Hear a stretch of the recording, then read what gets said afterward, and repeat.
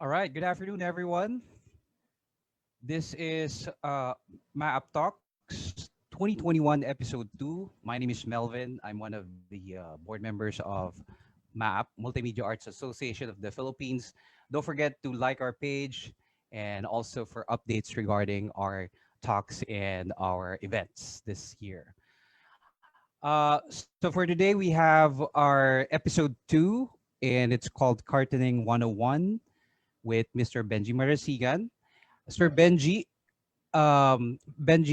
or Sir Benji's career in animation started in 92 at Phil Cartoons Incorporated, where he worked on shows like The Flintstones, Powerpuff Girls, and Captain Planet. He also did freelance work for Toon City Animation on TV shows like Lilo and Stitch, The Emperor's New School, and Curious George. Sir Benj is also the founding chairperson of the animation program of the De La Salle College of St. Benilde. He's an educator since 2001 and the president, he was the president of the Animation Council of the Philippines, or ACPI, from 2013 to 2016. All right, so without further ado, we got our speaker for today for Cartooning 101. We have Mr. Benji Marasigan. All right, Sir Benj, take it away. Sige, thank you. Thank you, Melvin. Thank you, sir. Good afternoon. Sige. Yes, so can you hear me, guys? Okay lang? Rinig niyo ako? Sige, so I'll share my screen, ha?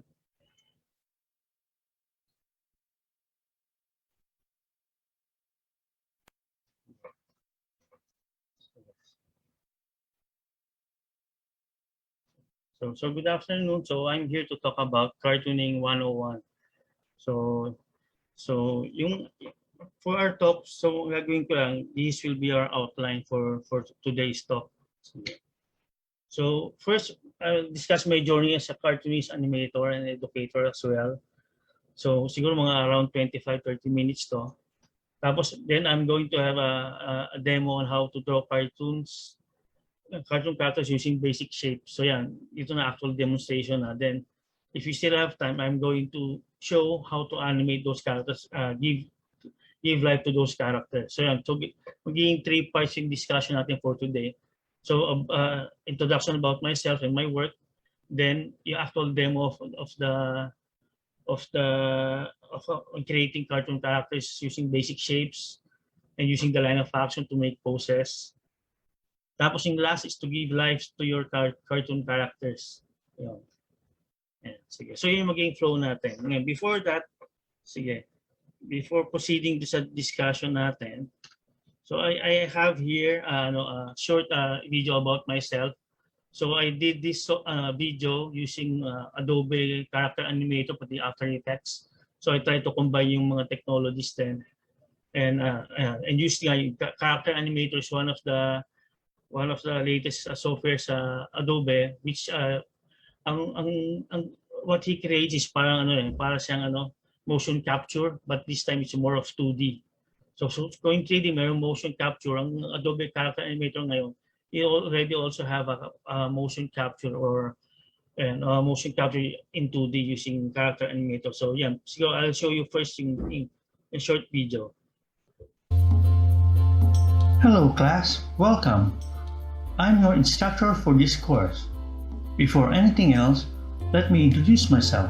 My name is Benji M. Marasigan Jr., a full-time faculty, and I have been teaching in Benilde since 2001. Also, I am the founding chairperson of the school's AV animation program, which I headed from 2007 to 2018. Prior to that, I was trained and worked as a 2D animator at Phil Cartoons from 1992 to 2000. Phil Cartoons was a subsidiary of the Hanna-Barbera studio. We worked on shows like The Flintstones, Tom and Jerry, Captain Planet, Powerpuff Girls, and Dexter's Lab, to name a few. I started out as an in-betweener and became an animator in the process. In 2001, I was invited to teach 2D animation under the Multimedia Arts program of Benilde. Just like my calling in animation, I also fell in love with teaching. By 2003, I decided to become a full-time instructor in Benilde. While teaching, I still did some freelancing in Toon City, where I work on several Disney TV series like Lilo and Stitch and The Emperor's New School. By 2007, I was assigned to lead the school's AV animation program, and the rest is history. Under the program, established Toon Bro Animation, Benilde's own animation studio. We did several in-house projects like Frere, the LaSalle Patron Saint of Teachers, an animated featurette on the life of our founder Saint John Baptist de La Salle. We also did The Little One, an animated short on the life of Saint Benilde Romanson, and several explainer videos for our Learning Resource Center. We also did a graphic novel version of Frere, which was distributed to the LaSallian community worldwide in celebration of the third centenary of the LaSallian mission. At present, I am busy learning new ways to animate, learning new animation software as well as hardware. Animation has gone a long way since I started this several decades ago. I was trained the traditional way using paper and pencil. Now I am animating using several digital tools, from iPad tablet to virtual reality headsets and controllers. I guess after all these years, I am still bitten and infected by the animation bug. Oh, before I forget, if you have any concerns and would want to consult with me, you can reach me through my Benilde email account, benjamin.marasiganjr@benilde.edu.ph. If you don't have any questions, let us begin with our course.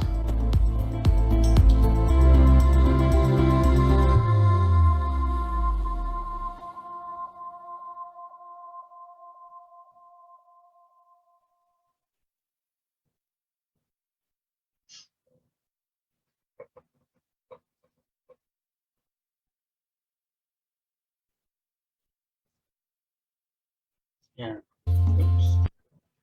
Yeah, sige. So that's a brief introduction about myself. So siguro yung sa discussion natin, so first I'm going to discuss from traditional to digital animation tools. So yung naging background ko, I started out sa 2D animator na we use paper and pencil. So talagang I came from the traditional yung traditional paper and pencil na background. Tapos later, because of the technology rin, siguro ang what's kumbaga yung good sa sa personality ko ay hindi ako takot sa technology. So when I learned about mayroong mga software and hardware that you can use digitally, so I also tried doing those using those those tools. So yun nga, kaya nag-start ako from traditional na paper and pencil, nandun pa rin yun, hindi nawawala. Then I'm now using also several software and hardware na computer-based or digital-based. Yeah. So siguro I'll show you some of before I'll show you some of my work. So yung I used to have hanggang ngayon meron pa rin akong practice na I do journaling. So sa journaling kasi kumbaga it's kind of parang siyang graphic diary. So instead of me writing lang basically sa diary ko, I draw sa diary ko by using drawing by having a drawing journal. So ito yung mga sample my drawing journals. Yeah, so yung pen and ink, iba watercolor, iba pencil lang. So yeah, so every time may dala-dala ako parating mga sketch pad. So pag naghihintay ako, naghihintay sa traffic, nag-drawing, parang di rin naiinip. Ito yung mga samples, may mga drawings. Yeah, so yan pa. Yung mga doodles lang. So iba-ibang sketch pad, may Moleskine, may mura ding isa tissue paper lang din kasi iniipon ko lang din siya. Yeah. Kasi very basic din yung in life drawing nga, if you want to become an illustrator or cartoonist, very basic na kailangan matuto ka rin ng life drawing. So maganda you learn also the basic anatomy before you do cartooning. Mas malaki yung foundation if you have foundation sa actual life drawing classes. Yeah. So ito yung mga samples may life drawing works. Yeah. Kasi usually mga illustrations din. Usually pag illustration kasi may theme, Meron kang ano, meron usually yung client mo humihingi ng mga design na based sa ganitong story, so you have to create that. Ito yung mga illustration works ko. Kasi also I did some character designs din. So yeah, so ito yung mga itong specific na drawing na to, ito may combination na to of hand drawn, traditional, and then in coloring na naging digital na. So ito yung time na nagta-transition na rin ako from paper and pencil na unti-unti. Nagkaroon na ng computer, nandun na yung Photoshop, then nandun na yung mga scanners, may flatbed scanner na time na yon. So in-scan ko yung mga images, tapos kinulayan ko sa computer na. So ito yung mga sample for character designs. Yan. So even though may digital tools na, as now, nag-drawing pa rin ako using yung traditional tools. So kino-combine ko lang lahat yung mga the tools that I can use sa pag-drawing, sa cartooning, illustration, and animation. Yeah. Tapos nga, when the technology came, yung naging isang tool na tayo dependent kumbaga upon is yung iPad Pro. Pati yung software na yung app na Procreate. So ito yung in terms of digital, ito yung favorite na tool na gamitin ko, yung iPad Pro, pati yung Procreate sa software. Ito yung mga sample din ng ito directly na nag-drawing na ako sa computer na to, sa tablet, iPad Pro. Ngayon, ang advantage ng iPad Pro, yung feel mo, kahit na digital siya, when you're drawing, natural pa rin yung feel mo para pa rin drawing sa paper and pencil. Kaya ako na-attract sa paggamit ng iPad Pro.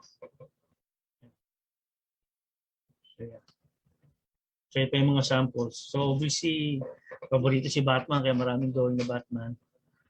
Ayan. So yan, mga several designs, nag-iisip ako ng mga iba-ibang designs ng headshot. So tapos, while learning the software, natuto rin akong dati kasi if you're an animator, sanay ka na line drawing lang, line art lang yung ginagawa mo. Ngayon, during yung pandemic nga, mas nagkaroon ng time na pag-aralan yung Procreate. So dito, I started trying to do parang painting na rin. So digital painting. So ito yung mga works ko na after a year, ito na yung output ko na dating line drawing lang. Ito, nagpe-painting na rin ako ngayon using iPad Pro pa rin, pati Procreate. Yeah, so ito yung mga samples yung mga digital painting ko. Kasi yung mga ulam, so binodrawing ko yung mga ritong isda, then tomato and onions, yan. So just to explore lang how to use the digital painting in Procreate. Yan, so yung mga samples. Tapos, ang advantage ng Procreate, you can animate din sa Procreate. So ginamit ko rin siya sa tool in animating. So kahit sa yung iPad Pro, nakakapag-animate ako. So ito example of a walk cycle ng camel. So tingnan natin .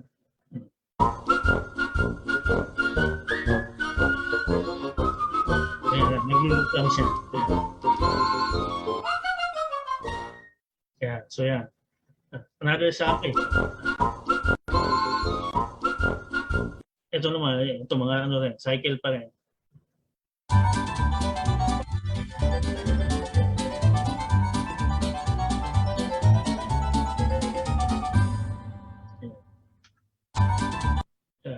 Ito naman, using Procreate, parang ginawa ko parang painter style.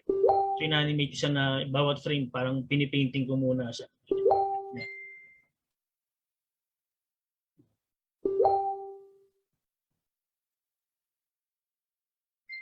Yeah, so, sample. So, ito rin.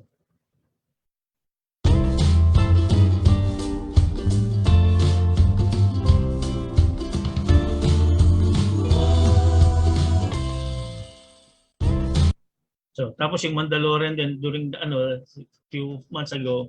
So, naging favorite mo rin sa series. So, in-animate ko rin siya.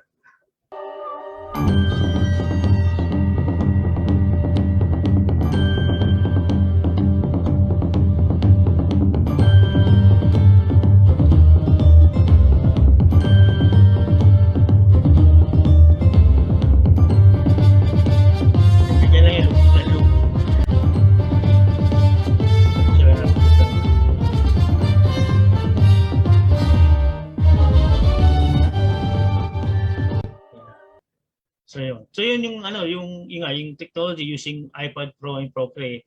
Tapos aside from that, ano rin, I tried using din virtual reality. So right now din nagpe-painting din ako ng using Oculus Quill and yung Oculus na na VR. So ito yung mga sample of my work na pinaint ko sa Oculus Quill. Yun yung software that you can use sa computer. So yan. So itong nasa right side, tinry ko yung i-paint yung mga works ni Amor Solo. So pinainting ko siya using VR. Tapos nag-animate din ako nung iba. So ito yung sample naman. Ito, animation sa Oculus Quill na combination sa ng painting pati animation din. So pero ito simple animation lang.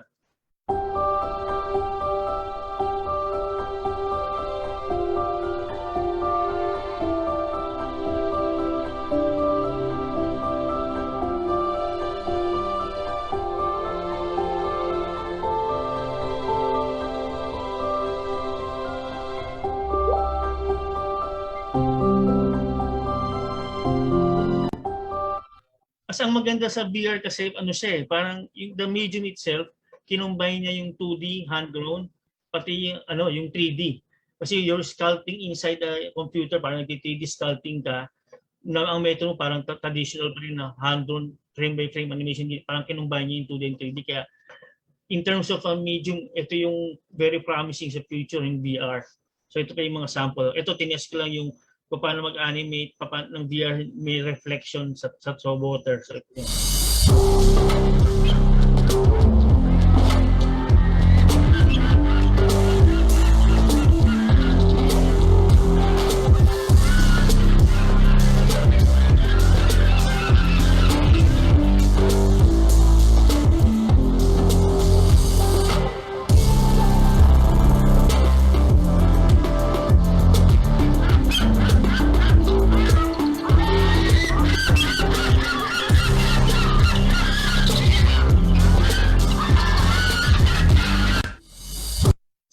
ito yung mga sample din. Lahat of VR din.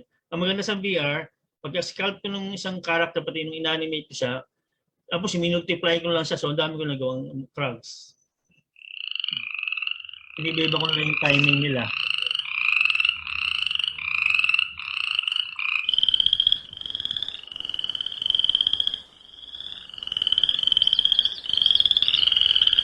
Tapos you can also change yung camera angles.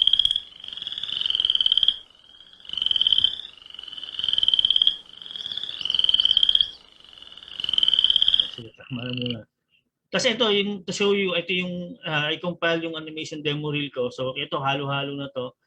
Traditional hand-drawn, tapos merong cutout animation din from na another method of animation din using Toon Boom. Tapos may VR din. So play ko lang yung pinaka-demo.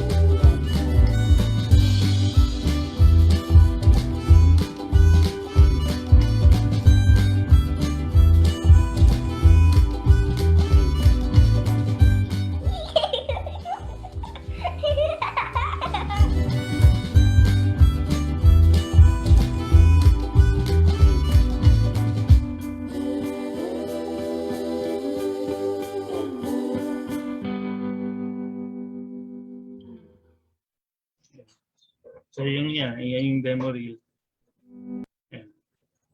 Kasi siguro last before mag-demo ako, kasi during the pandemic, so ang hirap we've been in a very difficult situation. So hindi ka makalabas, pero hindi mo na paano ka tutulong. Tapos ang dami nangyayari, mga frontliners nahihirapan, marami ring namamatay. So kaya ang ginawa ko, as may parang contribution din, parang tribute sa mga frontliners. So naggawa ko ng mga several paintings, tapos yung mga paintings na yon, nag-create ako ng virtual museum. Lahat ng drawing ko nilagay ko ron. Ito yung mga sample of ito yung mga frontliners, health worker frontliners natin. So pinaint ko sila using iPad Pro dito. Yeah.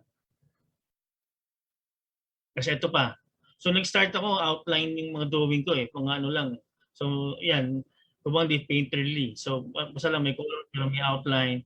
Tapos nagbigay ako ng tribute sa mga frontline. Itong 4 na to, sila yung first 4 natin, martyrs ng sa COVID-19. So nung time na yan, mga around March, April to. So talagang ang daming namamatay na mga frontline. So nag-create ako ngayon ng mga images nila, dinrawing ko. Tapos yung pinaka-last ko doon, nagawa ko ng tribute ito nga using Wheel, VR. Yung VR, kinumbine ko yung mga drawings. So kumuha ko ng isang space. So para ito yung tribute sa kanila. So let's watch muna. Sige.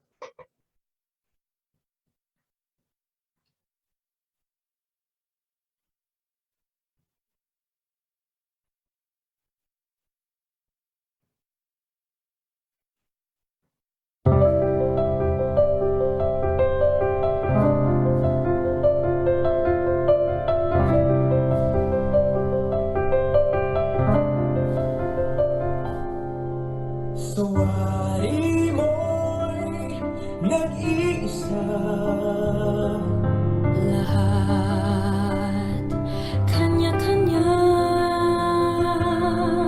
Ngunit di man nagsasama.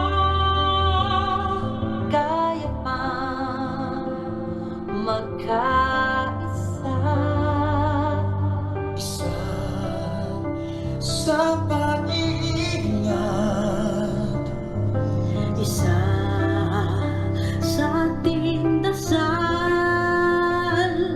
Laging nagpapatunay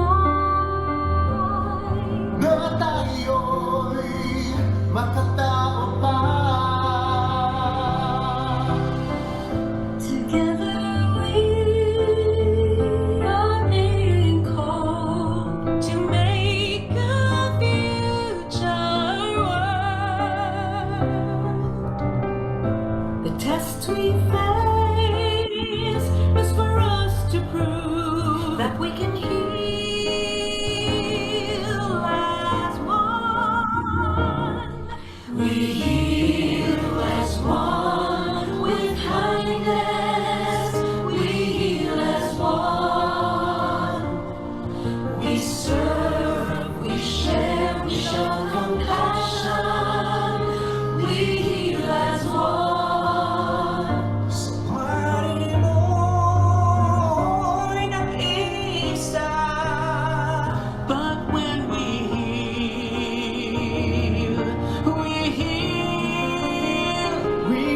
as one.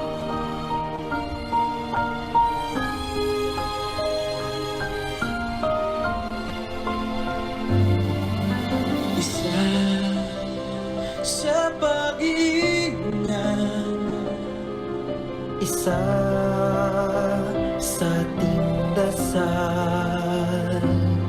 Lahing nagpapatunay na tayo'y makatao pa. Together we are being called to make a future world. The test we face is for us to prove That we can heal as one. is when we heal as one. We heal as one with kindness. We heal as one. We serve, we share, we show compassion.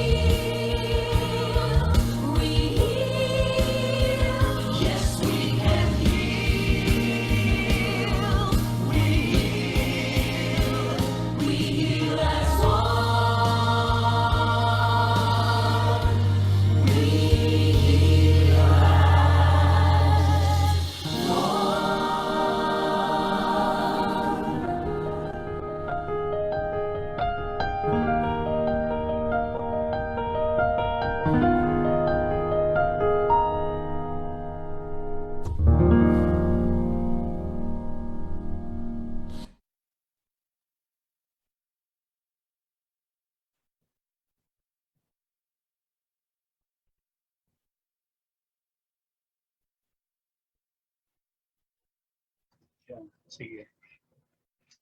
Oops, yun. So, thank you. So that ends yung my first introduction ko. So ngayon, ang gagawin ko ngayon, we'll proceed na with the actual workshop. So magdo-drawing na tayo. Okay? Unless may question. Pero kahit mamaya na yung mga questions na. So, pressing ko lang itong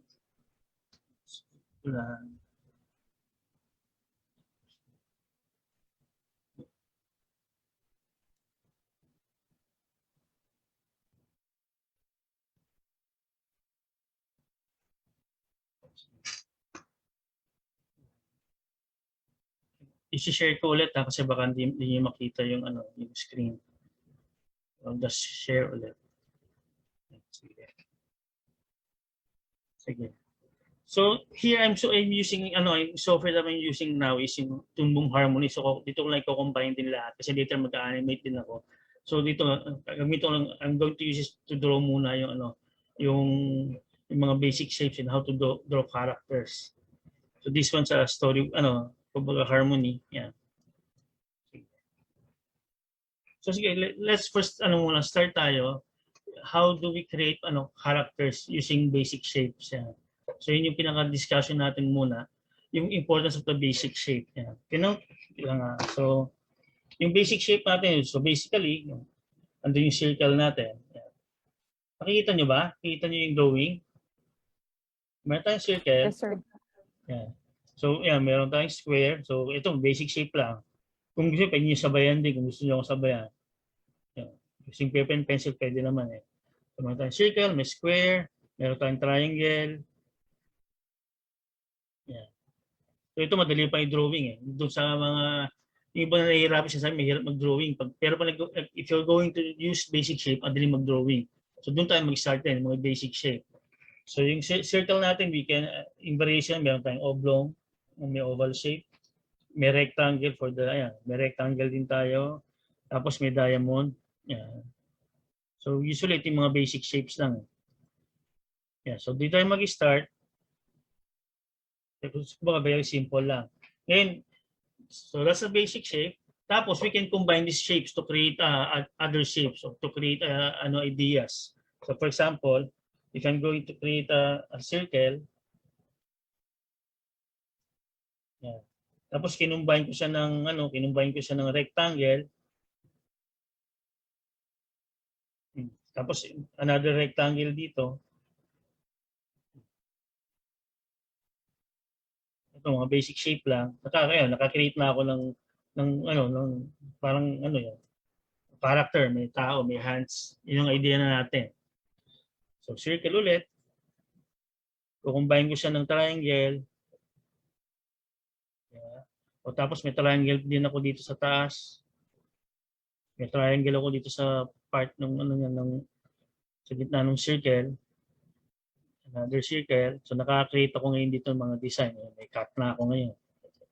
So rectangle dito, then half na circle. So using shapes lang, nakaka-create ako ngayon ng mga designs na. Ganyan.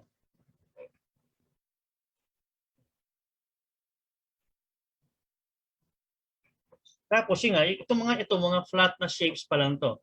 So halimbawa, mag-create pa ako ng square, then I'll combine ito, triangle sa taas. So I can now create meron na akong house, simple na house. Square and rectangle. Yeah.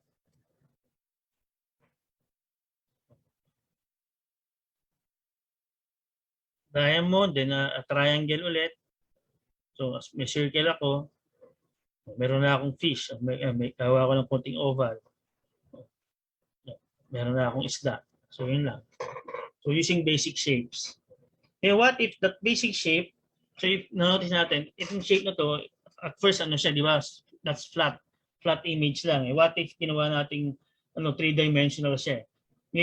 Ang challenge kasi sa mga cartoonist or illustrator, ang challenge dyan is kung paano makikreate na yung flat na 2D space mo makakreate ka na parang 3-dimensional space by just drawing. So to do that, you can also create using basic shape na magkakaroon siya ng volume, magkakaroon siya ng depth.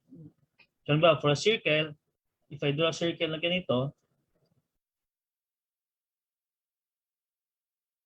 Tapos to turn this into a ball, so from a circle to a sphere, so use ano yan, ang ideal lang dyan, mag-create lang ako for example dito ng parang axis line. Yan. Tapos yung ito mas light ng kaunti, mas dark ng kaunti.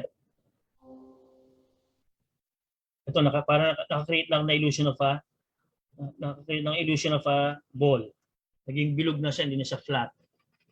Pero nandun yung square. So if I draw a square, drawing ako ng square. I'm going to turn this to a cube. Ito lang, tip lang. Kung if you want to create a cube, gumagawa kayo ng dalawang square lang. So ito yung first square ko, then tapos after that, gagawin ko ng another square dito. Tapos i-connect ko lang. Ayan. Connect ko lang yung mga lines. So ngayon, naka-create na ako ngayon ng cube. So from a flat square, ngayon, ano na siya?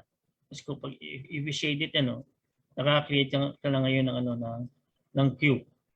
Ganun din yung pag-triangle, lagyan mo siya ng kabilang side. So mag-create ka parang ng square na yung ano niya, yung pinaka-floor niya. Yan. Yan, naka-create na ako ngayon ng pyramid. Ito lang, by just drawing, nakikreate ko na siya. Kasi hindi, yung rectangle, yan, yung rectangle. Ngayon, pwede ka mag-create dyan ng from the rectangle, yung, pwede ka rin mag-cube siya na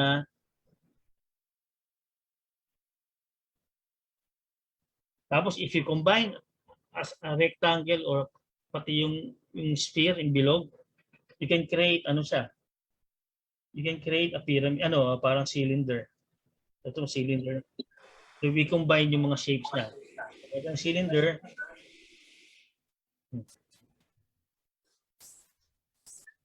Yeah. Tapos yung cylinder niya, pwede mong i-adjust din na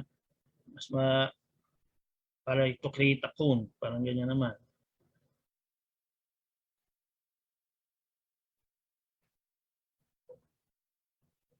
So ito nga, from a simple shape lang na flat kanina ngayon, by doing this drawing, nakaka-create tayo ng illusion that we are three-dimension yung character natin kahit na drawing siya.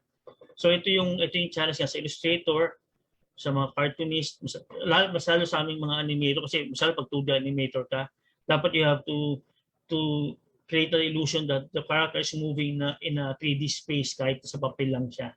So ito yung way kung paano gawin niya. Yeah, pag comics illustrator or cartoonist, ito rin yung ginagawa ng method din.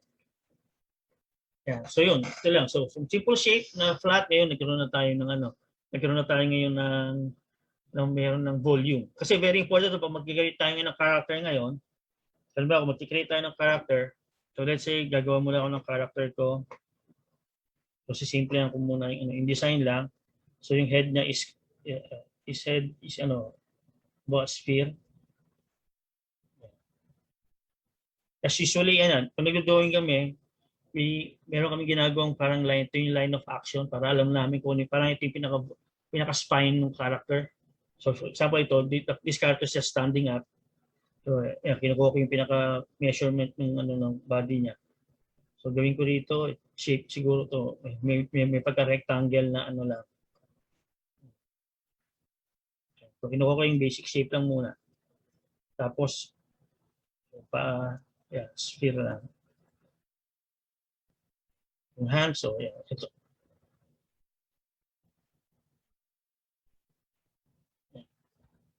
So, kinukreate ko siya, tapos ito, mag-add ako dito ng cylinder. May kamay ako dito.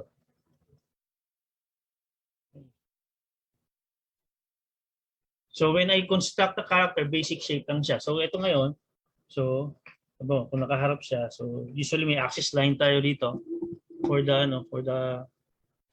kung saan yung pinaka nung eyes niya, pati nose niya. So, bawa, sige, gagawin ko lang ito. So, eyes are below. Nose na ganyan.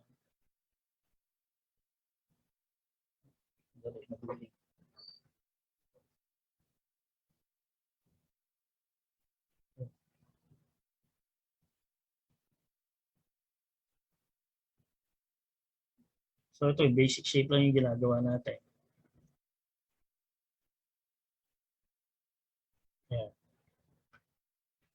sakali meron siyang pet. So yung pet niya, so drawing ko rin. So mas squarish naman yung pet niya. Yung ano naman yung pet niya. Kung ganyan. So yung basic shape lang. So dito gawin ko medyo below. Ears niya rectangular.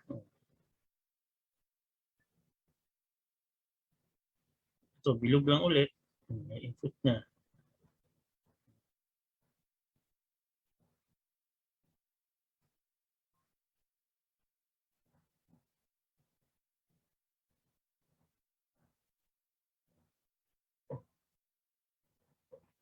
So tingin, kung niyarapan ko lang siya, kaya nagkikali ka ng character, nagsaga muna basic shape lang. So yan. Tapos kung may buhok, lagyan natin ng buhok.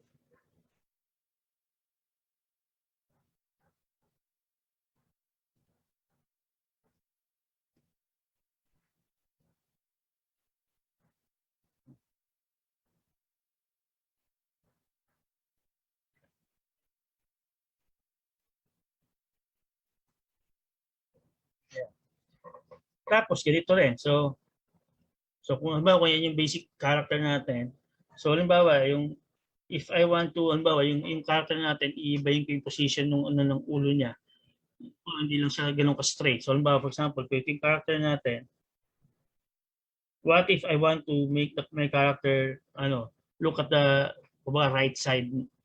So ang maging guide ko dito using yung shape ng head niya, then yung may axis line ako dito. So dito, lalagay ko ngayon dito. Ito ngayon yung pinaka-guide ko to make this character look to the right. So using pa yung mata niya, yung nose niya nandito. Tapos since nag-adjust, nag-perspective siya, ito mas maliit na ng kaunti yung eyes dito. Kasi para the illusion na nakaikot siya kasi may volume na.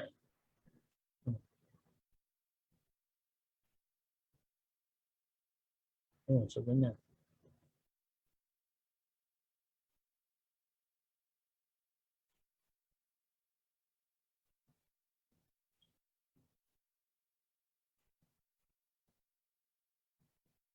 Yeah. Kung gusto ko yung patingalain siya, so, yun yung gagawin din, ganun din. So ito yung line niya. So nandito na yung ilong. So nandito yung mata.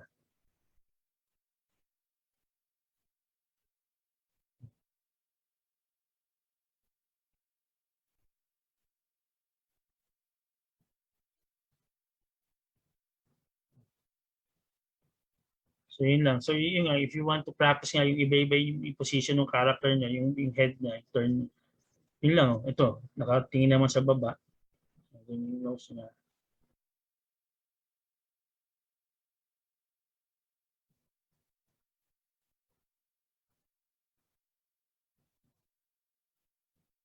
Yan.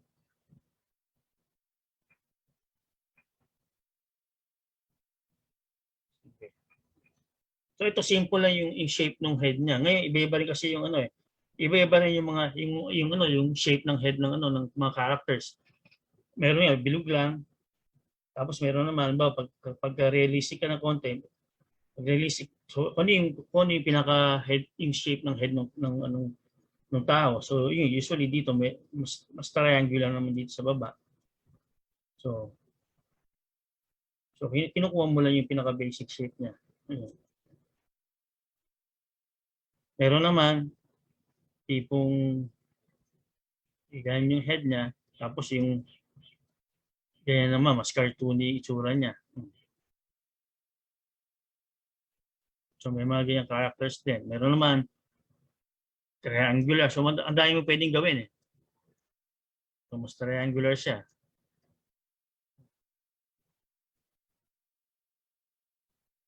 So depende na kung anong gagamitin yung design. Pero the basic idea doon, you create that by using different shapes lang. Sige.